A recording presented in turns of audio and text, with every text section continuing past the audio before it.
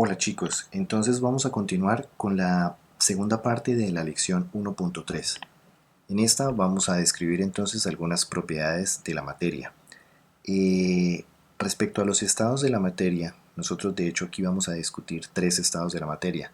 Sin embargo, ustedes en la literatura pueden encontrar un cuarto y quinto estado. De hecho, ¿a cuáles corresponden ellos y cuáles son sus propiedades? Cuando nosotros hablamos de sólidos, nosotros podemos decir que en fase sólida las sustancias son rígidas y tienen forma definida. El volumen de los sólidos no varía mucho con los cambios de temperatura o presión. Entonces, en este caso, vamos a pensar en un cubo metálico, un cubo de hierro. Para los líquidos, yo puedo decir entonces que la fase líquida, las partículas individuales se encuentran confinadas a un volumen dado. El líquido fluye y toma la forma del recipiente que lo contiene. Aquí podríamos imaginar entonces un líquido como lo es el agua. Y para los gases, entonces vemos que los gases son mucho menos densos que los sólidos y los líquidos. Pueden expandirse en forma indefinida y se comprimen con facilidad. Están formados principalmente por espacio vacío. Entonces, de manera general, si yo quisiera hablar sobre la energía cinética, ¿sí? O sea, sobre el movimiento de las partículas que componen la materia y sus diferencias en cada uno de los estados, ¿qué podríamos mencionar? ¿Existe alguna tendencia? Al mismo tiempo, y para mostrar un ejemplo de una sustancia la cual nosotros a presión atmosférica y temperatura ambiente nosotros podemos encontrar eh, con los tres estados de la materia, y ello corresponde al agua. Aquí de hecho en esta imagen nosotros podemos ver agua en estado sólido con los hielos, agua en estado líquido, y de hecho también podemos observar o tener una evidencia del agua en estado vapor. ¿A partir de qué? ¿O cómo podemos observar eso?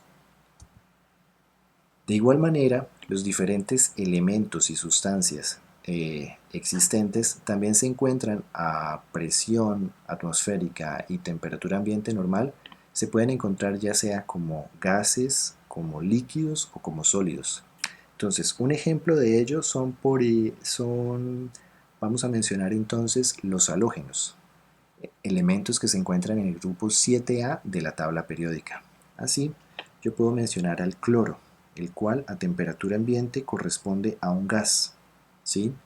Eh, por su parte tenemos el bromo, que está un espacio por debajo del gas cloro, y este ya corresponde a un líquido, ¿sí?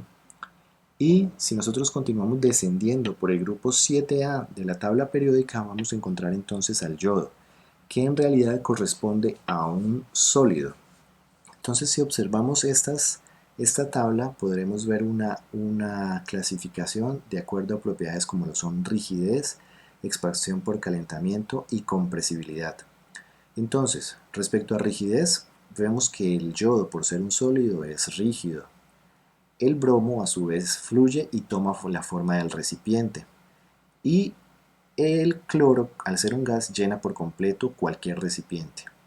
La expansión por calentamiento, entonces un yodo al ser sólido, pues su expansión por calentamiento va a ser ligera o mínima. Lo mismo tenemos para el líquido bromo. No en tanto la expansión por calentamiento para el cloro, por ser un gas, entonces vamos a ver que este se expande indefinidamente. La compresibilidad también, entonces yo no puedo comprimir fácilmente un sólido ni un líquido. Sin embargo, para un gas yo lo puedo realizar de manera sencilla. Entonces aquí tenemos tres ejemplos de sustancias que a temperatura ambiente y a presión atmosféricas se encuentran como gas, sólido o líquido. Entonces yo les tengo una pregunta. Todas las sustancias y de hecho todos los elementos de la tabla periódica, ¿yo los puedo encontrar en los tres estados de la materia o algunos de ellos solamente existen en un estado de la materia? Entonces, cuando nosotros hablamos de estos tres estados, yo puedo hablar entonces de gas, líquido o sólido. Y entonces yo tengo unos procesos que denotan el cambio de un estado al otro. Entonces, cuando nosotros tenemos una sustancia como lo es el agua en estado líquido, de hecho nosotros ya tenemos un nombre particular para ello, que sería el hielo, ¿cierto? Si ocurre una transformación de ese hielo al estado líquido, entonces nosotros vamos a hablar de un proceso de fusión. Por otro lado, si ese líquido se le disminuye su temperatura, empieza a ocurrir un proceso de congelación, también llamado de solidificación. Cuando yo tengo agua en estado líquido y por ejemplo la someto a un calentamiento, entonces este líquido se puede convertir en un gas a través de un proceso de evaporación. Por otro lado, cuando este gas es enfriado, entonces nosotros vemos cómo un gas puede ser convertido en estado líquido, ¿sí? Por ejemplo para el agua, y en ese caso estaríamos hablando de un proceso de condensación. Por otro lado, y tal vez menos común, entonces están las transiciones entre sólido y gas a sólido. Entonces, por ejemplo, si yo tengo un sólido y este pasa directamente a la fase gaseosa sin pasar por el estado líquido, entonces yo voy a hablar de una sublimación. ¿Tienen ustedes idea de alguna sustancia en la cual suceda esto? Que nosotros tengamos un sólido y pase directamente a gas. Y por otro lado, yo tengo algunas sustancias que ellas se encuentran en estado gaseoso y a través de un proceso de deposición o de hecho de una sublimación regresiva pueden convertirse o pueden transformarse al estado sólido. Dentro de las propiedades de la materia, entonces yo también puedo clasificarlas como propiedades físicas y químicas. Una propiedad física es aquella que se puede medir y observar sin que cambie la composición o identidad de la sustancia, es decir, sin que haya una transformación como tal de la materia. Entonces yo puedo clasificar como propiedades físicas características como lo son el color, la densidad, la dureza, el punto de fusión, punto de ebullición, conductividad térmica y eléctrica. Por otro lado, las propiedades químicas, estas corresponden a procesos donde hay una transformación de la materia. La materia exhibe sus propiedades químicas cuando cambia de composición, es decir, cuando estamos hablando de una reacción química como tal. Así, propiedades químicas son como, por ejemplo, la oxidación, la hidrogenación, reducción e hidrólisis, entre otros. Nosotros podemos mencionar algunos ejemplos de propiedades físicas y químicas. Una propiedad física, por ejemplo, del agua, es que funde a 0 grados Celsius, ¿sí? Entonces yo tengo acá el agua en estado sólido, ¿cierto? Un hielo, y él se funde, es decir, pasa de estado líquido a 0 grados Celsius.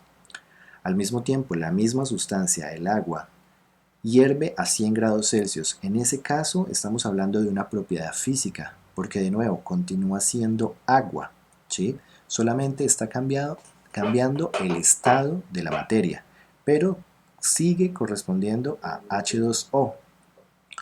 Otra propiedad física puede ser, por ejemplo, que el agua disuelve a una infinidad de sustancias, por ejemplo el sulfato de cobre 2, un sólido azul. Entonces, este sulfato de cobre es disuelto, ¿sí? Como por ejemplo cuando yo disuelvo cloruro de sodio en agua, cuando yo disuelvo azúcar en agua, continúa siendo agua, ¿sí? No hay una transformación de ese compuesto H2O. Por otro lado, yo sí podría mencionar una reacción química, como es la reacción que sucede entre el sodio metálico y el agua. De esta manera produce hidrógeno gaseoso e hidróxido de sodio. En ese caso vemos como ya el sodio ahora en los productos aparece como un hidróxido de sodio, es decir, hubo una transformación de ese sodio, hubo un cambio y por ende corresponde a una reacción química. De manera general, entonces yo tengo aquí unas propiedades físicas de algunas sustancias comunes a una atmósfera de presión. Podemos ver entonces la variación entre los puntos de fusión, puntos de ebullición, la solubilidad a 25 grados Celsius tanto en agua como en alcohol etílico y las diferencias en los valores de densidad.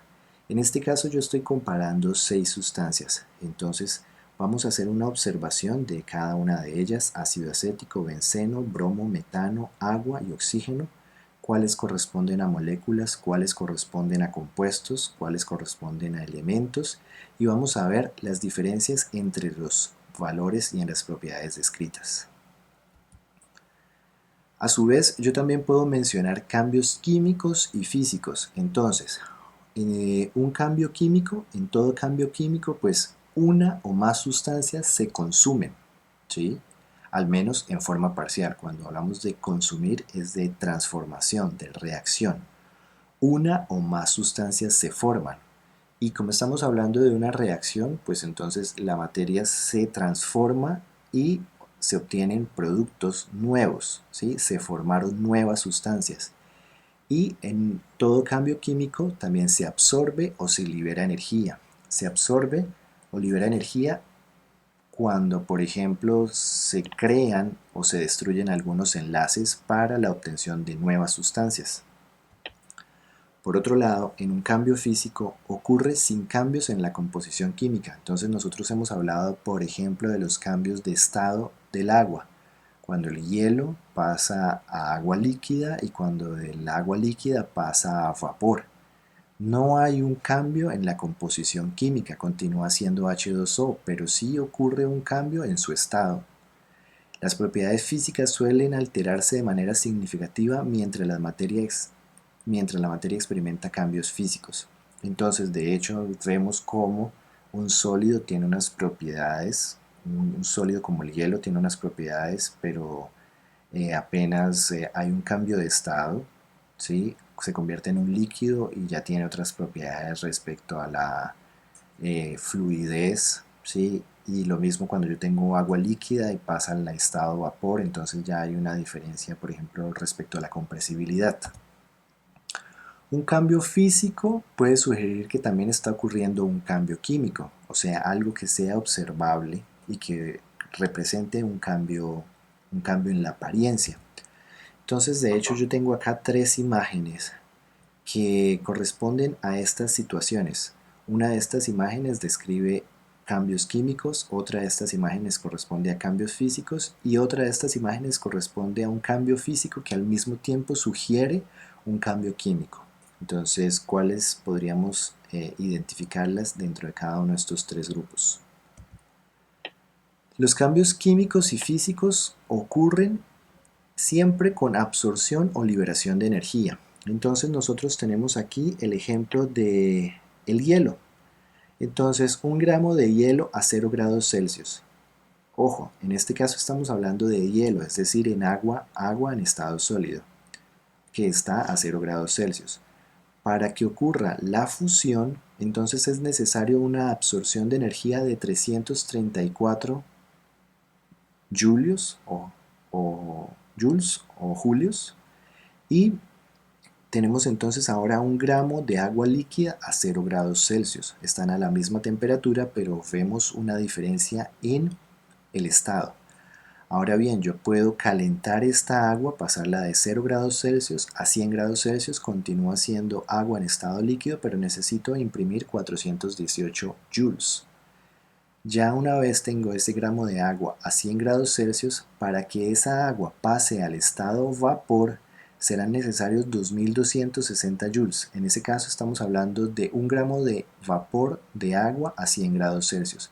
Y vemos entonces que en los procesos reversibles ocurrirían con una liberación de energía, correspondiente que a la misma cantidad. En esta diapositiva yo les presento una breve historia sobre una anécdota de cambios físicos y cambios químicos. La idea es que ustedes entonces lean este texto y a su vez observen este video para que puedan entonces de una u otra manera poner en imágenes este texto. También yo puedo describir a la materia teniendo en cuenta las propiedades como extensiva o intensiva. Una propiedad extensiva es aquella que depende de la cantidad de materia considerada. Los valores de una misma propiedad extensiva se pueden sumar, es decir, por ejemplo, masa, volumen. Ellas dependen de la cantidad de materia considerada. Por otro lado, una propiedad intensiva no depende de cuánta materia se considere. A diferencia de las propiedades extensivas, las intensivas no son aditivas, o sea, no se suman.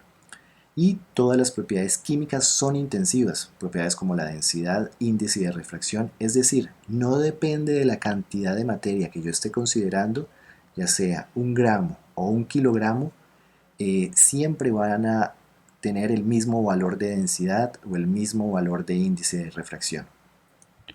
Así pues, llegamos al final de la lección 1.3.